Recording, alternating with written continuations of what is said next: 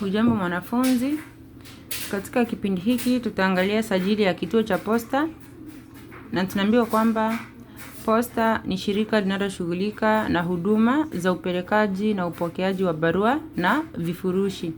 Natumai mnaelewa posta ni nini. Wakati mwingine umewahi tuma barua kutumia posta. Tuangalie sifa za sajili ya posta.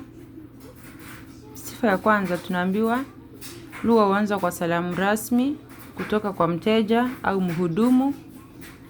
Kwa hivyo, unapoenda katika kituo cha posta kama wewe ni mteja, ukienda kutuma barua, wewe kama mteja unaweza ukasalimu mhudumu, ama mhudumu anaweza akakusalimu ili kukuuliza kilichokupeleka pale katika kituo cha posta. Sifa ya pili, kuna matumizi ya utohozi. Natumai unaelewa utohozi ni nini. Kule kuchukua neno kutoka lugha nyingine na kulileta katika Kiswahili na kuliswahilisha lionekane kana kwamba ni neno la Kiswahili. Kuna matumizi ya utohozi ambapo maneno hutolewa, kwa mfano posta, neno hilo limetoholewa.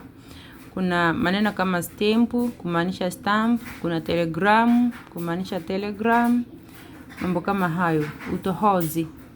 Tatu, tunaambiwa kuna kuchanganya msimbo. Natumai unaelewa kuchanganya msimbo ni nini. Kuchanganya msimbo au kuchanganya ndimi au kuchanganya lugha. Kule kutumia maneno kutoka lugha nyingine. Sababu ya kuchanganya ndimi au msimbo ni ili kuweza kujieleza bora zaidi.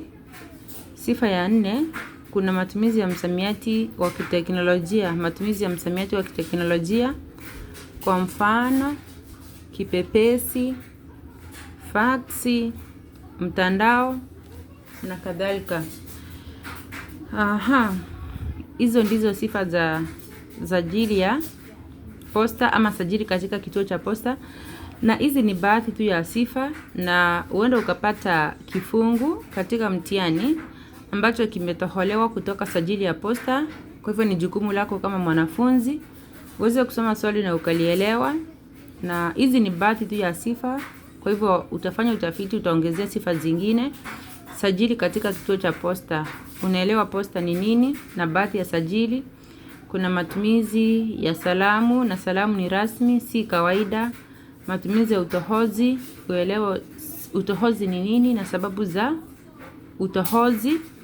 Kuna kuchanganya msimbo au kuchanganya ndimi au kuchanganya lugha, na kuna matumizi ya msamiati wa kiteknolojia ambapo maneno yanayohusiana na teknolojia yanatumika kama vile kipepesi, faksi, kuna maneno kama mtandao na kadhalika. Kwa hili kwa sasa, katika video nyingine tuangalie sajili ya sayansi na teknolojia.